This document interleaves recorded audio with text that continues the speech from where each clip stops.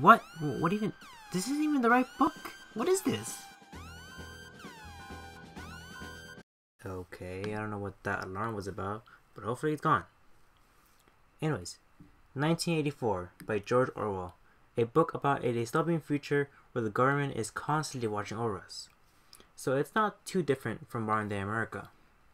The story follows Winston Smith, a basic character with seemingly basic needs. Just a simp trying to vibe in this new British totalitarian government. Oh, did I mention that England is now a totalitarian government? How times have changed. Anyways, now that you know the stakes, let's talk about the actual chapters.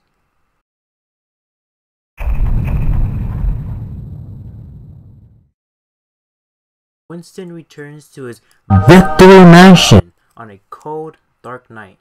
Since he is a boomer, he struggles to walk up the stairs.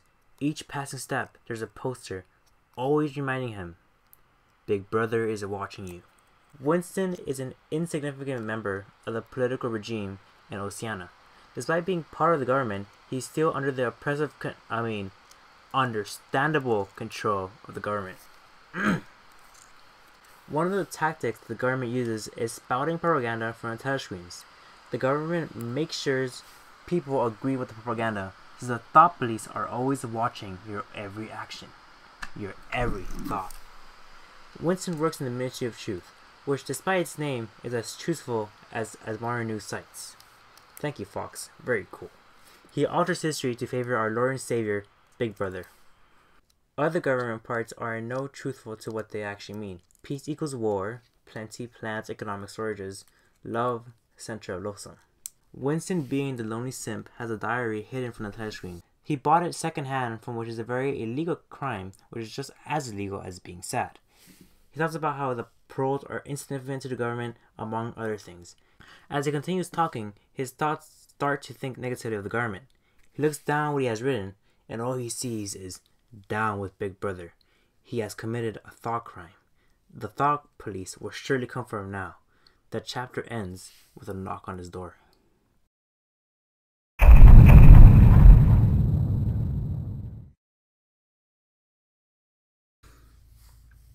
Winston opens the door with the thought of the thought police arriving.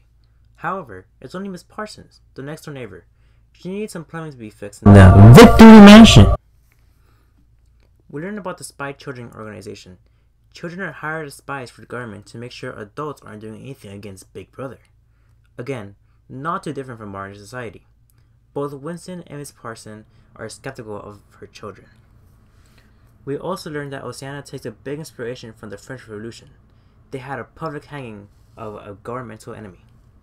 Winston returns to his apartment, regretting writing in the diary, fearing his own death. He then puts the diary away.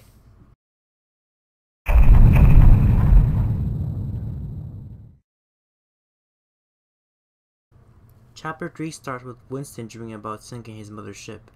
He feels responsible for the death of his mother. He later dreams of a utopia called the Golden Country. There he sees a girl undressing before him. That fucking simp. He wakes up with the word Shakespeare on his lips, partly reciting the classic line, "What? You egg?" stabs him. Later, while he's exercising, he thinks about how he knows little to nothing about his childhood.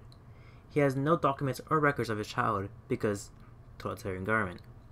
Winston also reminisces on Oceania's history. The history books say Eurasia has always been at war with Oceania. Oceania has always been allied with East Asia. However, he knows the records have been changed. He remembers nobody knew of Big Brother until 1960, but there are stories of him in 1930. The chapter ends with a voice calling his name and reprimanding him for not working hard enough.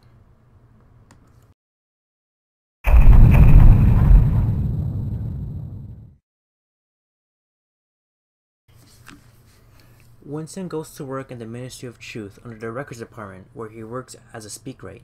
He updates some documents to match the new development of Oceania. Big Brother can never be wrong.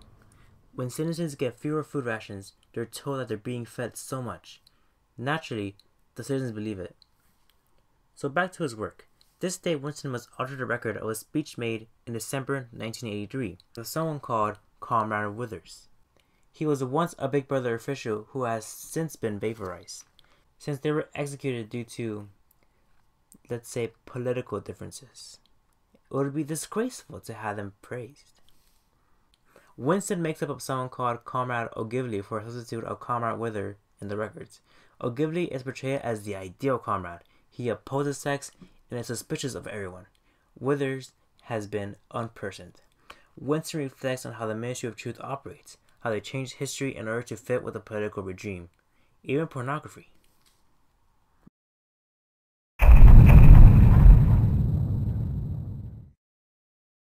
Winston has lunch with someone called Syme, who is an intelligent person in the party that works on Newspeak.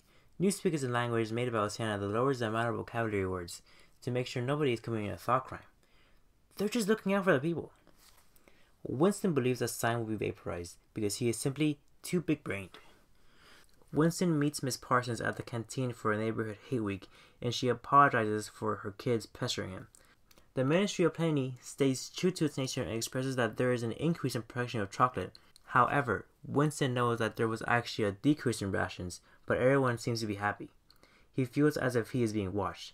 After looking up, he sees a dark-haired girl and becomes suspicious she is working for the party.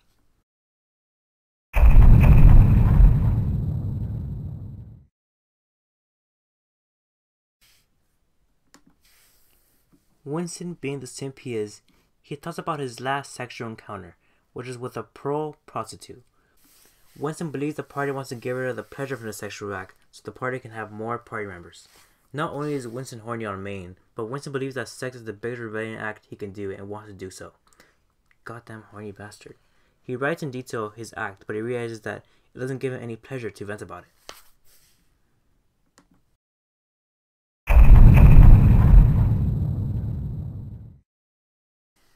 Winston believes if anyone is going to take on the party, it's going to be the pros.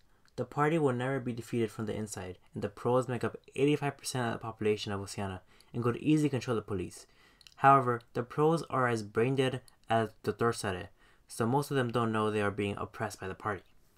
Winston looks at a children's book to see what happened while living under the regime. Although London looks like a scene out of 1917, in the book, London looks pretty. Winston does not believe the claims the party is making, such as a higher literacy rate and reduced infant mortality rate. He struggles to believe this due to no reliable official record. Winston recalls a memory where he caught the party lying. A few of the leaders of the rebellion were arrested. However, Winston saw a few of the deposed leaders sitting at a Chestnut Tree Cafe, which is a gathering ground for out-of-place party members. Winston never forgot the incident, and one day he came across a picture showing the party members had been in New York at the time of their alleged treason in Eurasia. Scared shitless, he destroys the photo, but it is still engraved in his memory. Winston thinks about writing something to O'Brien in his diary, but he knows jack shit about him. He instead thinks of the tyranny of the party, and how they are constantly controlling, and he believes freedom is actually freedom.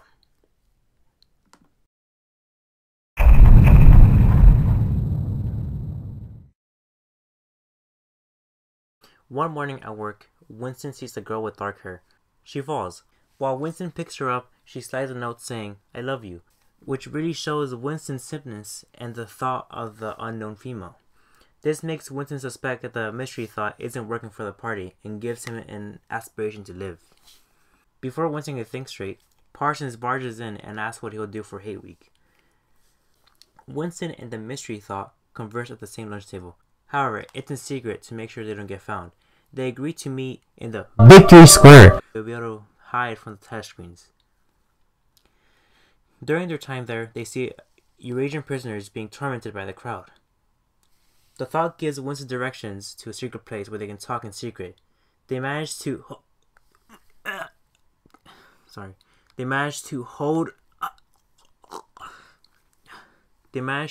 hold hands. Oh, the goddamn thought in this fucking book, dude.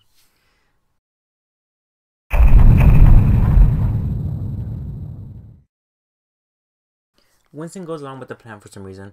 Although he has no expectations and he does not suspect the thought of being a spy, he still looks out for hidden microphones. The thought tells Winston that she is Julia and rips off her anti-sex clothes like it's a poor budget porno.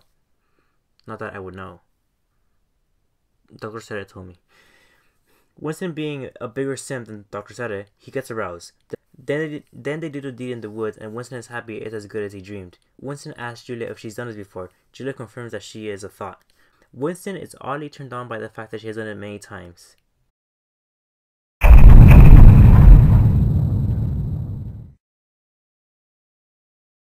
The next day, Winston and Julia return to their normal life.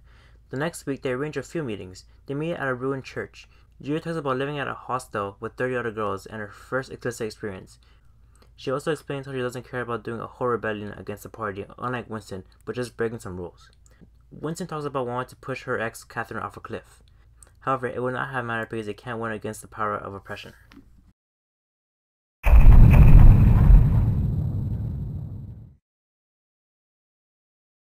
Winston looks around in Charrington's hidden room since he has rented it out and thinks about his affair with Julia. He then looks at a woman who is singing in high-end clothes. Winston laments the fact that Julia and him can't continue the affair due to having to prepare for Hate Week, and Julia starting her period. Winston, once again showing his simpness, wishes that he had a simple life with her. Julia comes home with commodities such as sugar, coffee, and bread. These are things that only the inner party can obtain. She puts on makeup and her beauty and femininity overwhelm the simp. Later we find out that Winston is terrified of rats, because Julia looks at the pink coral paperweight and she says that it is a link to the past. Winston wishes to live inside the paperweight with Julia for a peaceful life.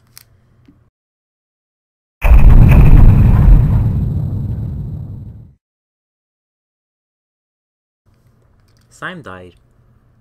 That's so Winston! During the preparation of Hate Week, the city becomes alive with the heat of the summer. Parsons hangs the streamers while her kids sing some fire song called the Hate Song. It's probably a video on Spotify. Winston is constantly dreaming about Charrington's secret room when he's not even inside of it. He also hopes Catherine dies so he can marry Julia, and he wants to become a pro. Winston and Julia talk about the Brotherhood. She believes that the war and Emmanuel Goldstein are created by the party.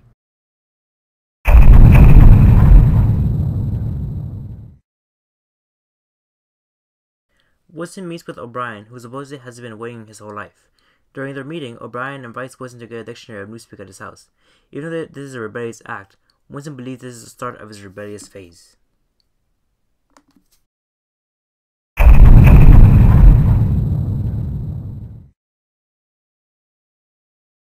Winston wakes up one day crying in Charrington's room. Julia asks what's wrong. He explains that he has always thought that he killed his mother. He suddenly remembers his past. He remembers his life after his father left. He remembers how he had to live with his mom and baby sister hiding from air bomb raids. Running on hunger, he steals chocolate and leaves his family behind. Winston hates the party for getting rid of human emotion. He believes pros are still human, and him and Julia are still not human. Winston and Julia start to worry that they will someday be caught and killed. It is extremely likely considering they are hiding in Charrington's room. Despite that, they will never stop loving each other. They agree that they should leave.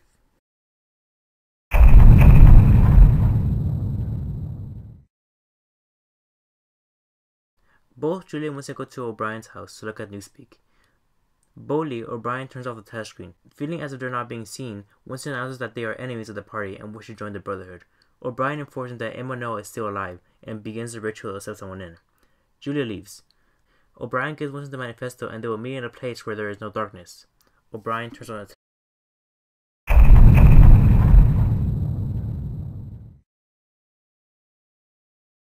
In the middle of Hate Week, Winston is tired of working 90 hours.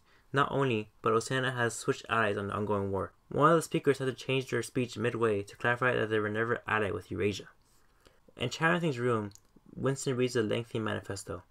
In the book, it talks about the class divide of the inner party, outer party, and pros. It also gives some lore of how Oceania was created. Oceania was made when the US absorbed the British Empire. Eurasia was made when Russia subsumed all of Europe. East Asia is the remaining countries. The war is simply life, not to make sure citizens remain ignorant, coining the term, war is peace. While Winston is reading, Julia comes in and Winston reads to her. After Julia falls asleep, Winston thinks, sanity is not statistical.